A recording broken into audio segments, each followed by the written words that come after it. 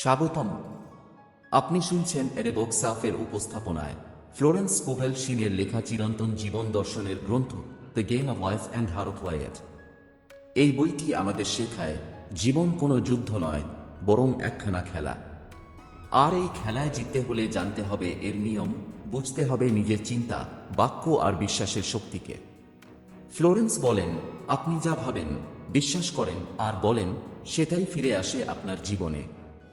এই বইয়ের প্রতিটি অধ্যায় আপনাকে নিয়ে যাবে এমন এক ভেতরের যাত্রায়, যেখানে আপনি আবিষ্কার করবেন নিজের শক্তি, আপনার অন্তরের বিশ্বাস আর জীবনের গোপন নিয়মগুলো। তাহলে চলুন শুরু করি জীবন নামের এই খেলাটা কিভাবে খেলতে হয় সেই রহস্য উন্মোচনের পথে। অধ্যায় 1, জীবনের খেলা। The game. জীবন যুদ্ধ নয়, এটা একখানা খেলা। এই কথাটা শুনতে যতটা সহজ, বুঝতে ঠিক ততটাই গভীর। আমরা অনেকেই মনে করি জীবন মানেই সংগ্রাম, পরীক্ষা, চাকরি, সম্পর্ক, সমাজ, সব কিছুতেই যুদ্ধ। কিন্তু ফ্লোরেন্স কোভেল শিন আমাদের চোখ খুলে দেন। তিনি বলেন, জীবন এক রহস্যময় খেলা, যার চাল হয় আপনার চিন্তা, আপনার বলা শব্দ আর আপনার বিশ্বাস। একজন মহিলা শিনের কাছে এসে বলেছিলেন, আমি খুব কষ্টে আছি। চাকরি নেই, সম্পর্ক ভেঙে গেছে, মনে হচ্ছে আমি ব্যর্থ। শিন তখন তাকে বলেন, তুমি যা বলছো সেটাই তোমার জীবনে ঘটছে। তোমার চিন্তা আর কথা দিয়েই তুমি তোমার বাস্তবতা তৈরি করছো। এই অধ্যায়ের মূল বার্তা হলো, আপনি যা ভাবেন, আপনি যা বলেন এবং আপনি যেভাবে বিশ্বাস করেন, সেটাই আপনার জীবন হয়ে ওঠে। আপনি যদি প্রতিদিন বলেন, আমার কিছুই হচ্ছে না, তাহলে জীবন আপনাকে আরও সেই রকম না হওয়ার অভিজ্ঞতা দেবে। কিন্তু আপনি যদি বলেন, আমি সঠিক পথে আছি, সবকিছু আমার পক্ষে কাজ করছে, তাহলে জীবনও সেই রকমই পথে আপনাকে এগিয়ে দেবে। এই খেলার নিয়ম কি? 1, আপনার চিন্তা হচ্ছে বীজ। যা আপনি মনে মনে ভাবেন, সেটাই একদিন আপনার জীবনে গাছ হয়ে ওঠে। 2, আপনার মুখের শব্দ হচ্ছে শক্তি। আপনি যা বলেন সেটা কেবল আওয়াজ নয়, সেটা এক ধরনের কম্পন, যা মহাশক্তির দিকে পাঠানো হয়। 3, আপনার বিশ্বাসী সিদ্ধান্ত নেয় আপনি কি পাবেন। যদি মনে করেন আপনি অযোগ্য, জীবন আপনাকে সেটাই প্রমাণ করে দেখাবে। আর আপনি যদি মনে করেন আপনি শক্তিশালী ও যোগ্য, জীবন আপনাকে সেইভাবেই সাজিয়ে দেবে। একটি গল্প। এক যুবক প্রতিদিন ভাবত, আমি দুর্ভাগা। সে যেখানেই যেত, দরজা বন্ধ। সুযোগ আসত, হারিয়ে যেত। একদিন সে ফ্লোরেন্স শিনের বই পড়ল। শুরু করল নতুনভাবে ভাবতে, আমি সৌভাগ্যের সন্তান। আমি যেখানেই যাই, দরজা খুলে যায়। মাত্র কয়েক সপ্তাহের মধ্যে তার জীবনে বদল এলো।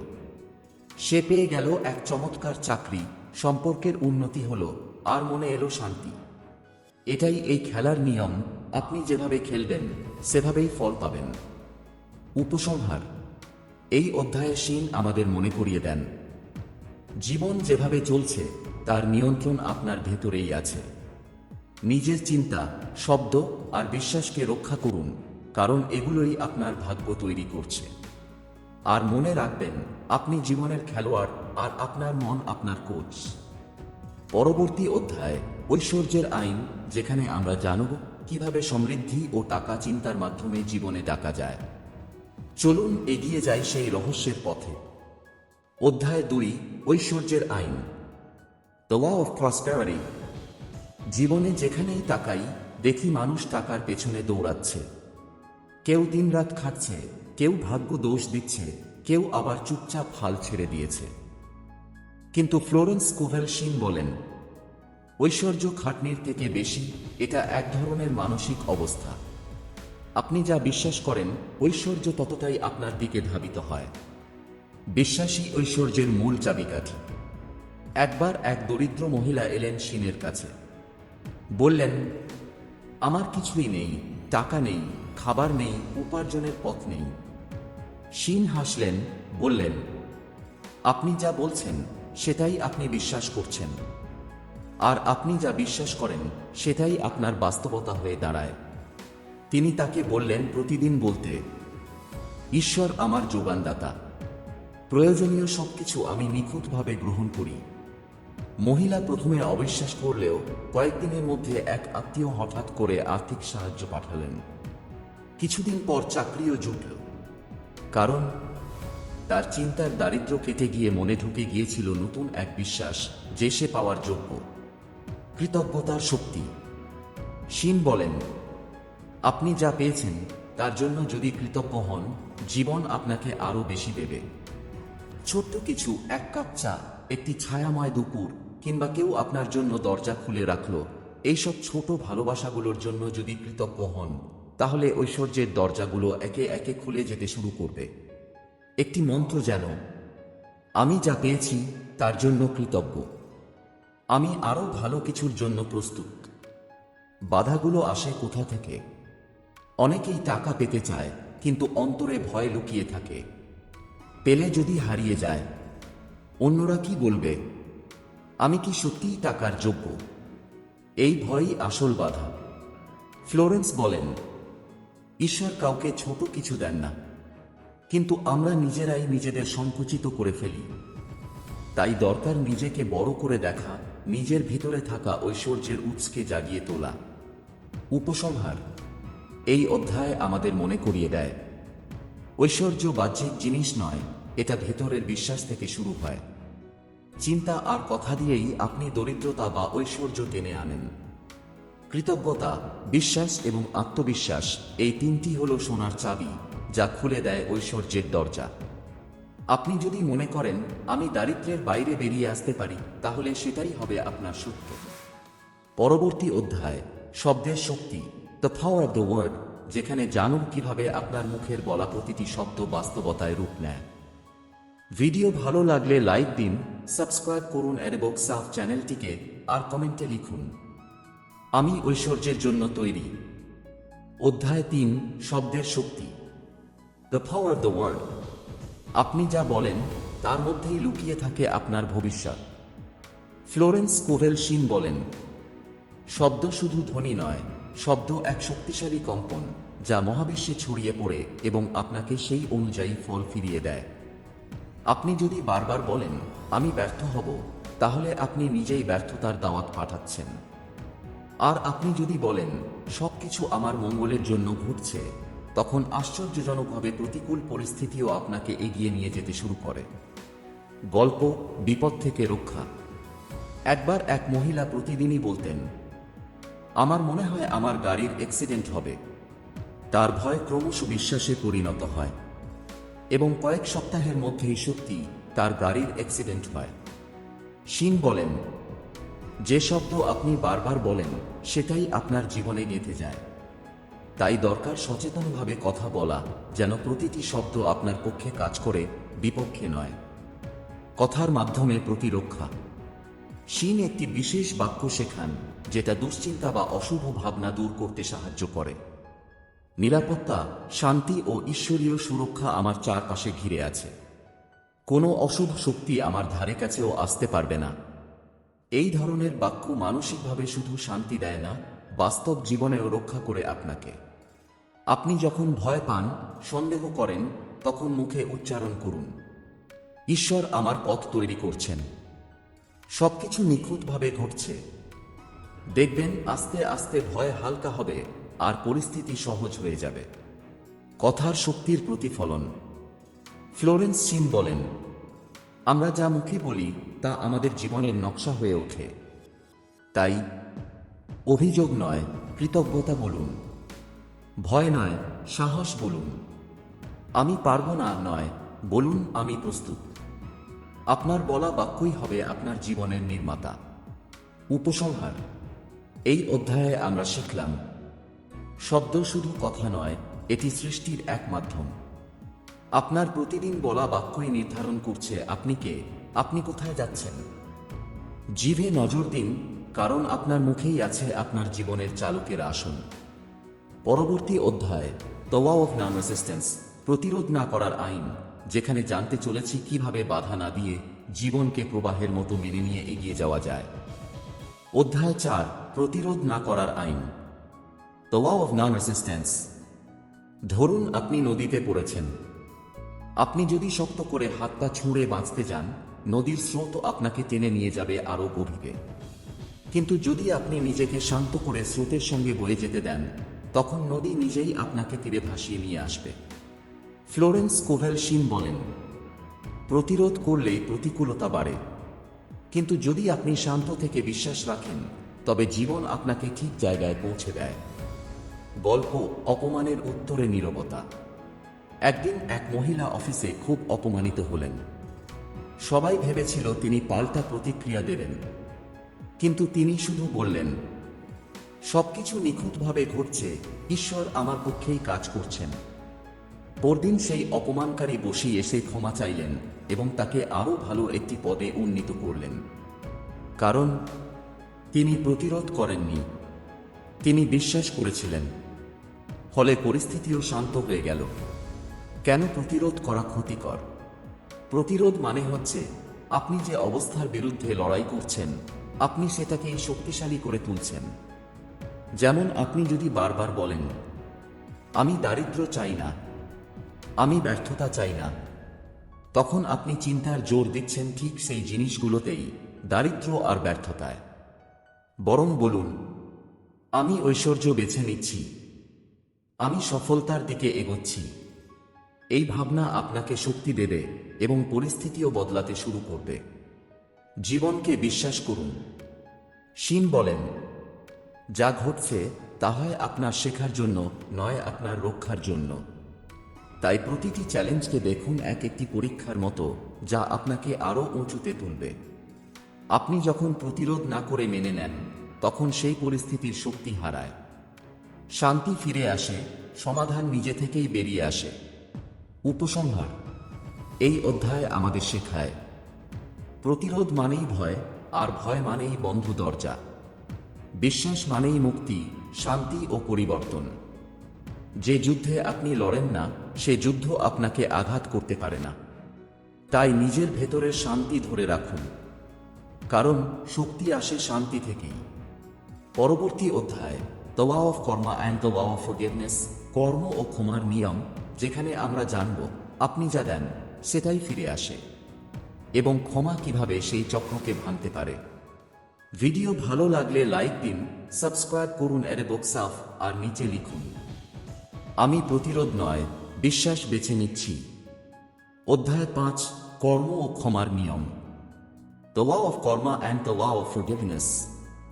একজন মানুষ যা বপন করে, সে ঠিক সেটাই কাটে। এই সহজ কথার মধ্যেই লুকিয়ে আছে মহাজগতের গভীর সত্য, কর্মের নিয়ম। ফ্লোরেন্স কোভেল শিন বলেন, ভালো ভাবনা, ভালো শব্দ, ভালো কাজ, এই তিনটি জীবনে ভালো ফল বয়ে আনে। কিন্তু আপনি যদি ক্ষোভ, হিংসা আর প্রতিশোধের বীজ বপন করেন, সেগুলোই একদিন ফিরে আসবে। তবে এখানেই শেষ নয়, এই অধ্যায়ে আমাদের দেখায় ক্ষমার অলৌকিক শক্তি, যা সেই কর্ম এর দুষ্টচক্র ভেঙে ফেলতে পারে। কর্মফল যা দেন তাই ফিরে আসে।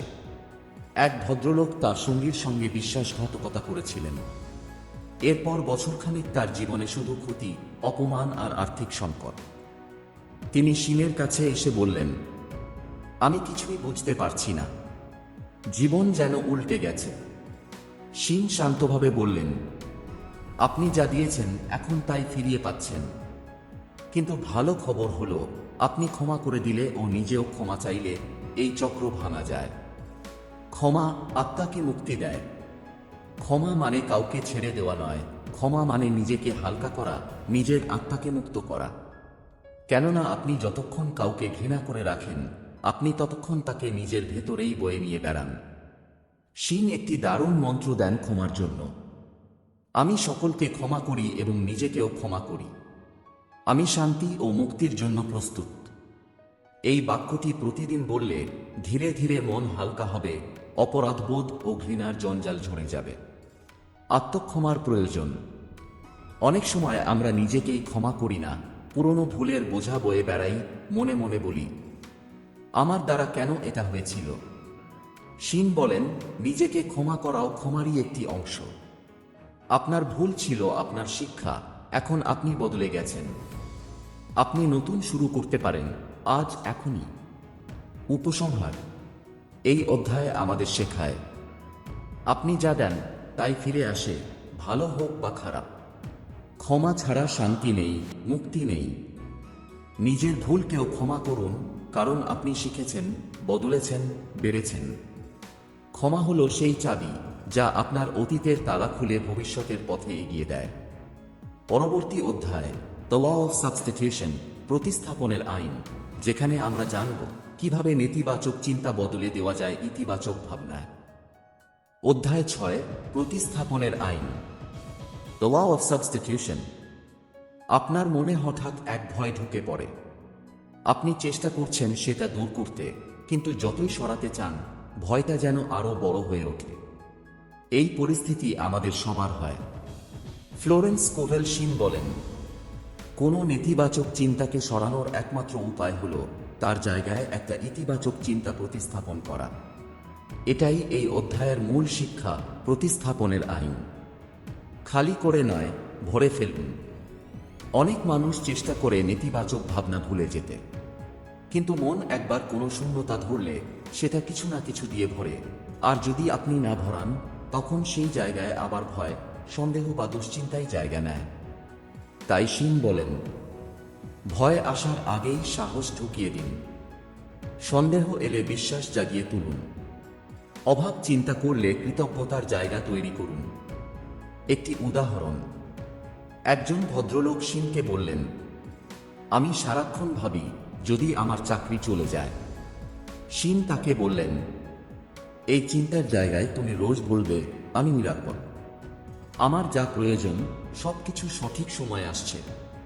প্রথম দিকে বিশ্বাস করতে কষ্ট হলেও দিনে দিনে সে দেখল তার ভয় কমছে, মন স্থির হচ্ছে। এমনকি পরে তার পদোন্নতি হয়, কারণ সে ভয়কে সরিয়ে জায়গা করে দিয়েছিল আত্মবিশ্বাস ও নিরাপত্তার চিন্তা।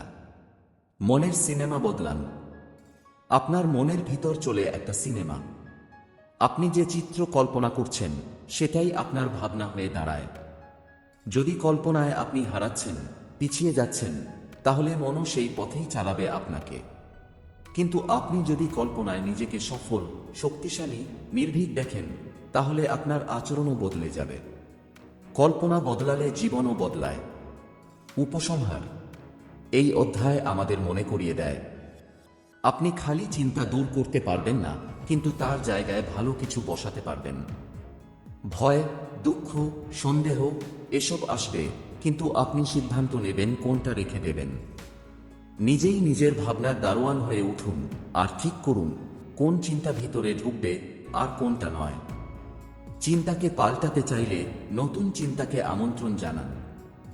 পরবর্তী অধ্যায়, দ্য ল অফ ইউজ, ব্যবহারের নিয়ম, যেখানে শিখব যেটা আপনার কাছে আছে সেটা ঠিকভাবে ব্যবহার না করলে কিভাবে সেটা হারিয়ে যেতে পারে। অধ্যায় 7, ব্যবহারের নিয়ম, দ্য ল অফ ইউজ। আপনার কাছে একটি মোমবাতি আছে। আপনি সেটাকে যত্ন করে তুলে রেখে দিলেন, ব্যবহার করলেন না। দিন যায়, বছর যায়। একদিন দেখলেন সেই মোমবাতি গলে নষ্ট হয়ে গেছে। জীবনের প্রতিভা, সময়, জ্ঞান বা সুযোগগুলো ঠিক এমনই, আপনি যদি সেগুলো ব্যবহার না করেন সেগুলো মরে যায়।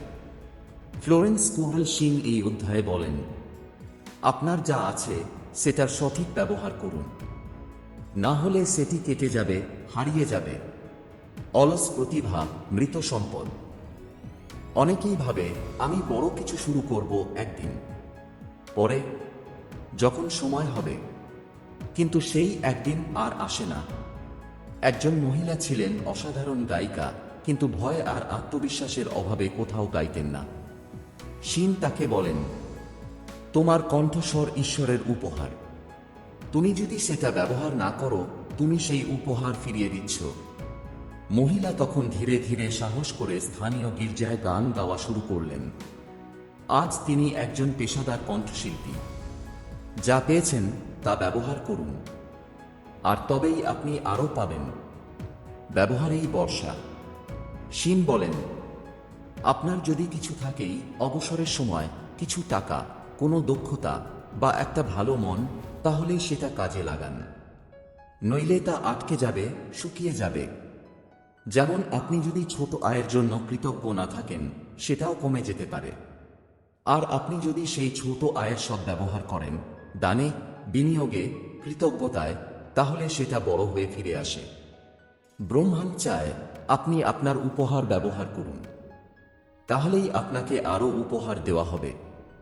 উপসংহার: এই অধ্যায় আমাদের শেখায় আপনার প্রতিভা, সময়, অর্থ এগুলোকে ব্যবহার না করলে তা হারিয়ে যাবে। আপনি যা পেয়েছেন সেটা শ্রদ্ধা জানান, ব্যবহার করুন। জীবনে বড় কিছু পেতে হলে ছোট জিনিসগুলোকেও বড় করে দেখা শিখুন। ব্যবহার করুন আর দেখুন জীবন কিভাবে আপনাকে পুরস্কৃত করে। এই ছিল the game of life and her প্লেয়ের বইয়ের প্রথম 7টি অধ্যায়। ভিডিওটি দীর্ঘ হয়ে যাওয়ার কারণে বাকি অধ্যায়গুলো আমরা পরবর্তী অংশে নিয়ে আসছি। অধ্যায় 8 থেকে 15 পর্যন্ত আপনি পাবেন এই সিরিজের পরবর্তী ভিডিওতে, যেখানে থাকবে ভালোবাসার আইন, নির্দেশের শক্তি, পরিপূর্ণতার রহস্য এবং আরও গভীর আত্মিক শিক্ষা। তাই অপেক্ষায় থাকুন পরবর্তী পর্বের জন্য। আর আমাদের চ্যানেলটি সাবস্ক্রাইব করতে ভুলবেন না। আপনার আত্মজাগরণের এই যাত্রায় আমরা একসাথেই আছি।